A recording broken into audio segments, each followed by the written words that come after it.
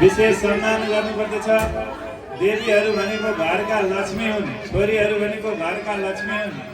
यिनीहरूलाई जसरी आज हामीले सम्मानको दृष्टिकोणले पूजाको भावले पूजा गरेका छौँ, सदा सर्वदा नारी भनेकै यत्र यत्र पूज्यते नारी तत्र तुष्यन्ति देवता, सदा देवीहरूको पूजा गर्नुपर्दछ भन्ने भाव चाहिँ नि यो हाम्रो समाजले दिन खोजेको।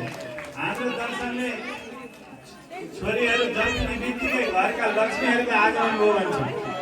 त्यस कारणले उनीहरूप्रति कुभाव राख्ने र अहिले समाजमा घटिरहेका विभिन्न प्रकारका नराम्रा घटनाहरू त्यस्तो कार्यक्रममा सम्मिलित भएर देवीको रूपमा पूजा गरेपछि तिनीहरूको मनमा कहिले पनि त्यस्ता दूषित भावहरू आउँदैन।